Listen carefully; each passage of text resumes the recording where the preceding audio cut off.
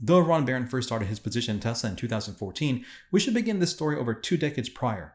Some may put Barron in the same category of investing with the likes of the Oracle of Omaha, Warren Buffett, but in reality, he was a true growth investor, not necessarily a value investor. A growth investor with a long-term view. To give you an idea of how firm his belief in that perspective is, we should look to one of his very first holdings in his publicly available mutual fund. In 1992, Ron Barron started a position in Charles Schwab. Over the next 6 years, his investment in the bank would return over 1,000%. That year, June of 1998 to be exact, he made a claim that Charles Schwab would become a virtual national bank. He was looking to the adoption of the internet and forecasting a rise of internet-based banking and investing. He didn't need to wait long, because in less than a year, Schwab rose over 6 times in price on the back of an internet euphoria that he so accurately anticipated. To this very year, 2023, Ron Barron still holds Charles Schwab stock, which has now increased in value by over 10,000%, which beats the S&P 500 benchmark by over 5 times.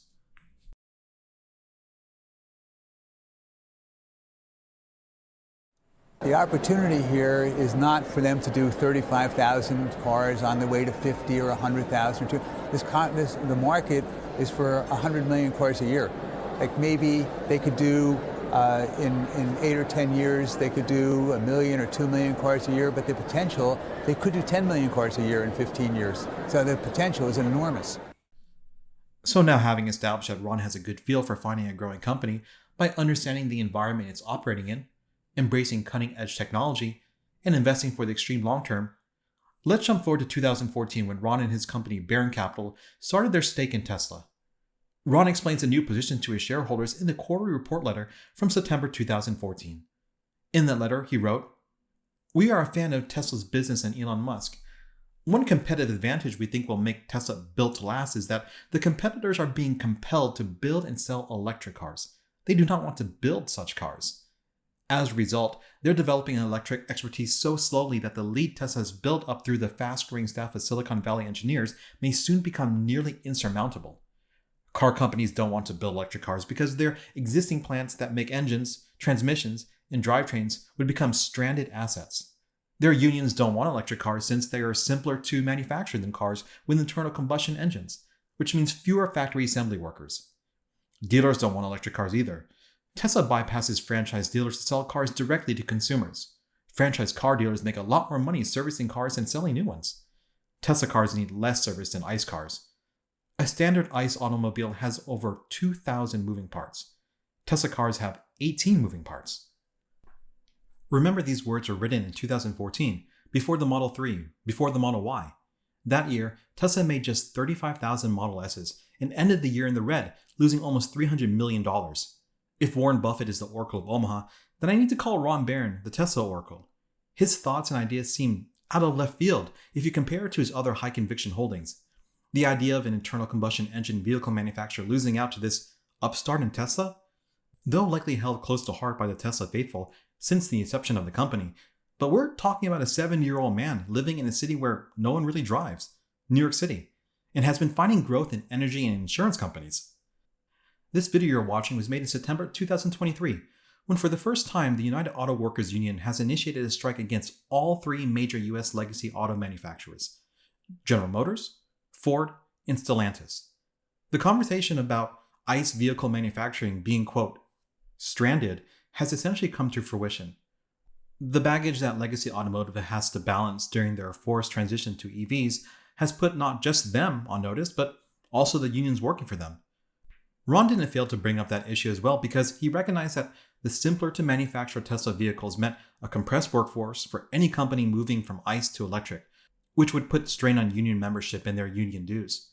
The current union strife for the big 3 is not surprising as the future has become cloudy for their members and they will attempt to secure one last lucrative contract before their numbers are curtailed. The UAW describes the plight some years back in a research piece called "Taking the High Road: Strategies for a Fair EV Future." Here are their exact words. EV powertrains are mechanically simpler than ICE powertrains. This simplicity could reduce the amount of labor, and thus jobs, associated with vehicle production. EVs could also erode employment in ICE engines, transmissions, exhaust systems, and fuel systems. The future of auto manufacturers aren't looking much better. Since 2014, Ford stock has fallen some 25%, and General Motors stock is flat for the past 9 years. Ron was right in theorizing the lack of Silicon Valley-like talent, essentially software engineers and programmers, has cost them dearly. Here's what Ford CEO's Jim Farley recently said about the matter in the Fully Charged podcast. If I explained to, the listeners how crazy our software system is and why it's so difficult for legacy car companies to get software right, you'd be I'll do it very quickly. Yeah. So to save probably $500 a vehicle, or let's say 350 quid a vehicle, Yeah. we farmed out all the modules that control the vehicles to our suppliers because we could bid them against each other. So Bosch would do the body control module, someone else would do the seat control module, someone else would do the engine control module. Right. And we'd have about 150 of these modules of semiconductors all through the car. The problem is the software are all written by, 150 different companies, and they don't talk to each other. Right. And so even though it says Ford on the front, Yeah. I actually have to go to Bosch to get permission to change their seat control software. Right. So Wow. even if I had a high-speed modem in the vehicle and I had the ability to write their software, it's actually their IP. And I have 150, we call it the loose confederation of software providers, 150 completely different Wow. software programming languages. All the structure of the software is different. It's millions of code, and we can't even understand it all. So, that's why at Ford, we've decided in the second generation product to completely insource the electrical architecture. Right. And to do that, you need to write all the software yourself. But just remember, car companies haven't written software like this. Yeah. Ever. They've Yes. never written software. So we're literally writing how the vehicle operates, the software to operate the vehicle for the first time. It's not easy to entirely revamp the way an ancient business does things, so it's commendable Jim Farley has made such a big change to Ford. But this is 9 years after Barron had already identified a fundamental issue with legacy automotive's desire to outsource most everything.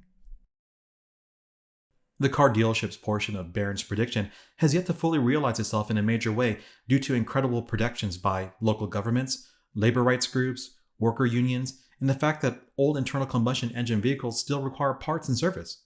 But they definitely see the writing on the wall. From cracks forming in the auto lending business to the recent spat of dealership bankruptcies, it might not be a glaring concern to the general public at this very moment, but internally they fret as their auto manufacturer partners fail to gain a foothold with their EV offerings in the face of a growing movement of states banning gas-powered vehicle sales and federal penalties for low EV model counts.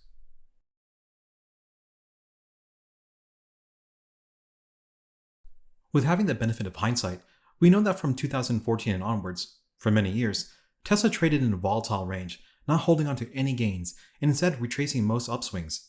Regardless, Barron would continue to add to his position, in 2015 accumulating 1.2 million shares for a total investment of $261 million. That summer, Ron would have an interview with CNBC where he displayed his unwavering conviction for Tesla, stating to Squawk Box, "I love Tesla. I think we're going to make 10 to 20 times our money in the next 10 years. That time frame reflects his buy and hold nature of investing. He continued by saying, Tesla was a huge opportunity and went on to predict that within 4 to 5 years, the market capitalization of Tesla would be more than $120 billion, which would be over a quadrupling of the value of Tesla in 2015. That prediction was spot on, as 5 years later, in June 2020, Tesla would find itself with a market capitalization of $200 billion. The thing is, it didn't just stop there. In August of 2020, that $200 billion figure would double to $400 billion, and then by the beginning of 2021, it would see $800 billion.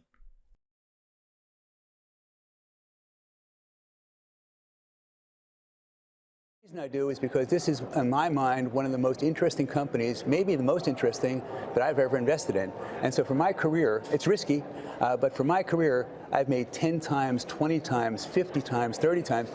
In a lot of companies. I think in this investment from here, in the next 15 years, we can make 30 to 50 times our money. You said it was risky, 30 though. to 50. In 2016, Barron would go on CNBC and say he could see himself owning the stock for another 20 years, and quote, "I think in this one investment we can make $6 or $7 billion. It wouldn't take 10 or 15 or 20 years to make that become reality. It would be 5 years later in October 2021 when his investment would cross the $6 billion mark in gains on his original $380 million investment." Barron would be quoted in the same interview in reference to Legacy Automotive that the competition is not anywhere. They could have caught him 4 or 5 years ago, but they can't catch him now. He's too far ahead. Later that year, during his Barron investment conference, he would say, I think in this investment from here in the next 15 years, we can make 30 to 50 times our money.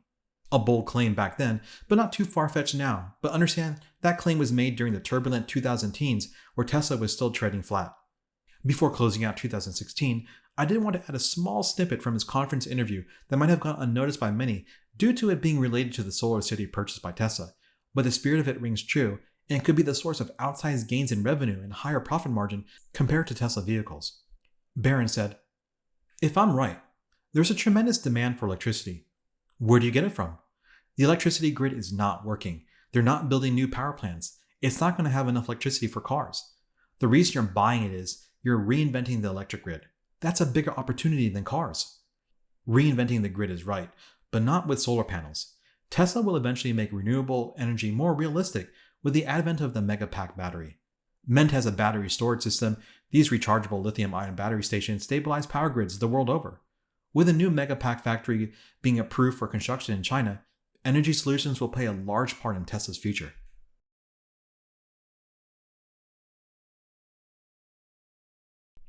Ron Barron's 2017 appearance on CNBC's Squawk Box, which he's becoming quite the regular on, was full of bold Tesla predictions. Unfortunately, this time around, Ron's near-term price targets would not be realized. Tesla's stock price topped out a week after his June interview. It would not make a notable high for many years. Not until 2020, when one of his predictions actually did come true, when on May 12th of that year, Tesla's share price crossed over $1,000 for the first time ever. Due to factory shutdowns and the overall economic environment during the pandemic, Tesla wouldn't realize the predicted $70 billion in revenue and $10 billion in profit that year. Though from 2019 to 2020, revenue grew 30%, and profit even more so, 63%, which was $6.63 billion.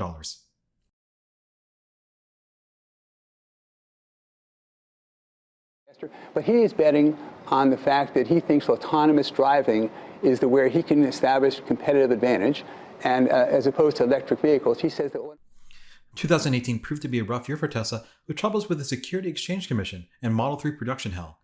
Ron Barron would be put on the defensive anytime he would be interviewed. Tesla's share price would actually see its 2014 pricing quite a few times during the course of the year, so perhaps the scrutiny in Barron's investment was earned. But he didn't waver and made some amazing claims about the future performance of Tesla. It was May 14th, Tesla was trading essentially flat for the year, and Ron went on the record to say, I think we're going to make 20 times our money because the opportunity is so enormous. That wasn't the only prediction. He added that in 3 years, he would triple his money, and by 2030, Tesla will be doing $1 trillion in revenue, with 10 million cars produced a year. No one is sure if the 2030 claim will eventually prove itself out or not, but how about tripling the investment by 2021? Tesla closed at $19.46 adjusted for split on May 14, 2018, the date of his prediction. 3 years later, on May 14, 2021, Tesla closed at a split adjusted price of $196.58. The math is a bit easy there. 10 times, not just 3 times.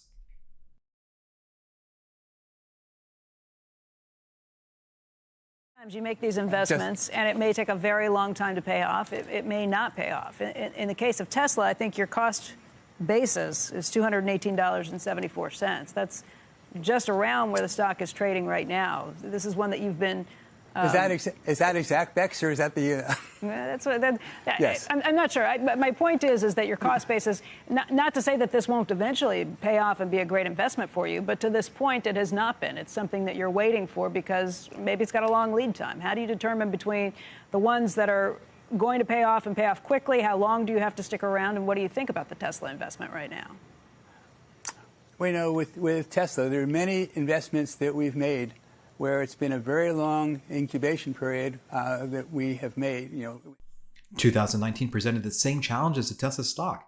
The global pandemic greatly affecting Tesla's ability to manufacture vehicles just after 2018's manufacturing nightmares was an undesirable combo. The headwinds reflected in the stock's performance, still flat over 5 years after the Barron capital investment in Tesla. Ron would defend his investment publicly despite stating Tesla suffered due to self-inflicted wounds. He has sold no shares to date when asked about any changes in his position during an interview with CNBC. He was still enthusiastic about Tesla's prospects, with Tesla expanding to China and its revenue growth. His and Tesla's fortunes would change later that year, even after a crash in the stock price, which brought it to levels below his cost basis. At the end of December 2019, Tesla would recover all losses for the year, and on December 19th of 2019, Tesla would close at an all-time high, finally rising past the resistance first established 5 years ago.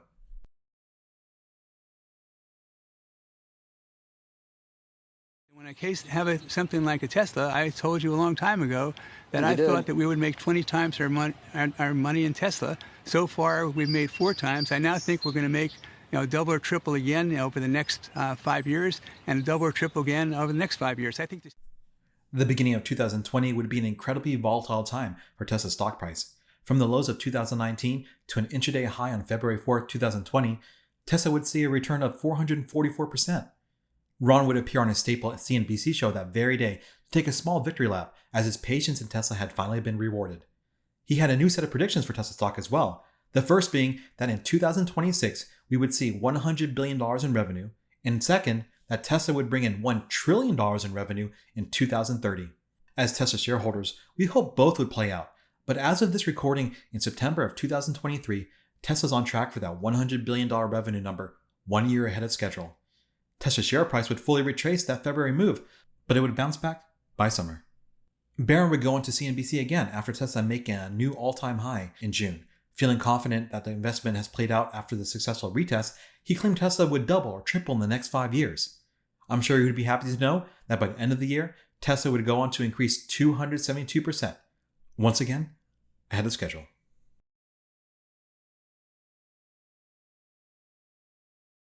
Hopeful that we can hold that for a number of years. I think that in 10 years, our target is $2,000 a share. And I think that could be light by maybe $500 or $1,000 a share. So we're looking for a lot more. When we started, 2021 started off great for Tesla and Ron Barron. Tesla shares saw a quick 25% gain in January, but began a fall into the spring, along with other technology stocks and cryptocurrencies, the latter being linked to Tesla due to a large purchase of Bitcoin the company made earlier that year. Barron shocked the world by reducing his position in Tesla in his various funds, but did not reduce his personal holdings of over 1 million shares. Regardless of the sale, Barron Capital still had a hefty stake of around 4.3 million of those shares and remained quite bullish, saying that he would never sell his personal stake. He did add another interesting prediction that full self-driving and autonomy would be the next big thing because of people paying $100 a month for the feature instead of the flat fee of $10,000. We know people are now paying $200 a month for FSD, and the reveal of the AI version of full self-driving, I wouldn't be surprised if indeed it becomes a huge portion of the company's profits. In an interview with CNBC, which was recorded on the 4th of March, Barron spoke of hoping to triple his investment in 10 years. But by November 4th of that year, 8 months later, Tesla shares would double, which would be the stock's all-time high.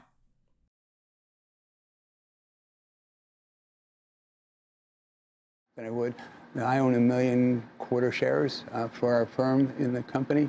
I have not sold a single share of that, and I don't expect to. Okay. In my lifetime. In your lifetime, you don't expect? In my lifetime. Okay. And the same thing with SpaceX. So I think we're going to make 3 or 4 or 5 times our money in the next 10 years in Tesla. And I think it's again from on top of the 20 that you've made. And in the case, it's 2022 in the history of Ron Barron and Tesla. We all just lived through it, and it was a torturous year for Tesla investors and most everyone else as well. This year marked the highest inflation we likely have ever seen in our entire lives. Stock volatility was all over the place. Tesla was not immune. It would see massive swings in pricing, with fears of slowing growth due to high interest rates instituted by the hawkish Fed, who was trying to rein in the ever-increasing rate of inflation. Barron Capital had funds with Tesla as their largest position. The shares would experience drawdowns in excess of 70% by the end of the year, though. So the question we should ask is, did Ron waver? In the midst of another sharp decline of Tesla stock due to Elon's purchase of Twitter, on November 9th, Ron Barron was quoted as saying, "If I could, I'd buy more." As the year was closing out, Barron was interviewed by Forbes and was asked about his greatest investment. He would answer, it was Tesla, and in the next 10 years of his investment, the company would increase 5, 6, or 7 times.